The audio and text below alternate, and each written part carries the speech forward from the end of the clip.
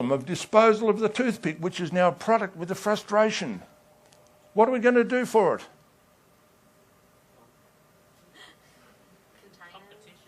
If you had a look at my other matrix, which is product development, you would come up with a new material to make it from, which would make it edible. You've just invented the edible toothpick, sir. Took you 2 seconds. You could patent that tomorrow.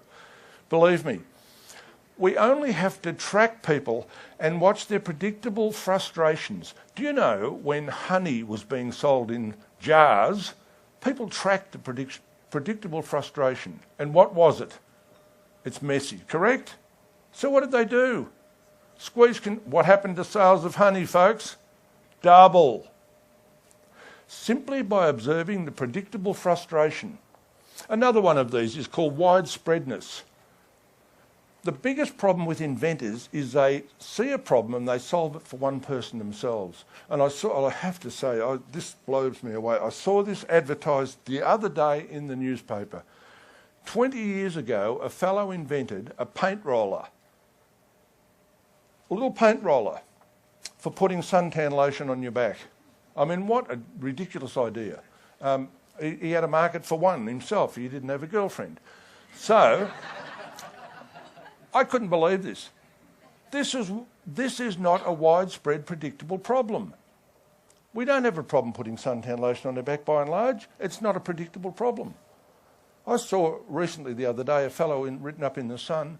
He's just come out with another one to do exactly the same thing. We should send him the RSVP address perhaps or something, I don't know. Anyway, that's another way you do it. The third one is repetition. What's repetitious? When something's repetitious, there's 2 ways to take advantage of that as an opportunity. 1, remove the repetition by automation, but 2, take advantage of it. There are many times you cannot remove repetition. For example, in Australia we collect the garbage every week from our house, correct? In Singapore, every day. In Mumbai, every day. We cannot remove that repetition. It's predictable, it's widespread, it's repetitious. So let's turn that knowledge of that activity into an advantage. So what they're doing now in some places is they're actually putting video cameras on the front of these trucks. They capture the streetscape every day. And if there's a car accident and someone says, oh, I couldn't see the stop line and the traffic light, there was trees hanging over it, they can wind the film back and say, no, it wasn't, or yes, it was. That film can be worth $1 million. A garbage truck costs $600,000, the camera is $1,000, the film can be worth $1 million. Take advantage of repetition. And I can give you an example where I've done this in many, many cases, in widespread. I did some work with some banks. Have a think about this.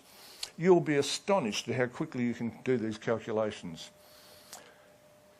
How many staples are used in Australia every day? I can tell you now, if I gave you 2 minutes, you'd all come up with an answer roughly the same. There's about 22,000 tonnes. How can we get rid of those staples? Have a look how they're used. Stapling credit cards to invoices in purchases. There's millions of them per annum. How do we get rid of all that?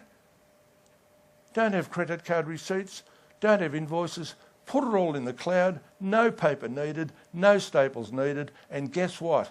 When you go to make a warranty claim, the stuff's in the cloud and there's no argument about when you purchased it.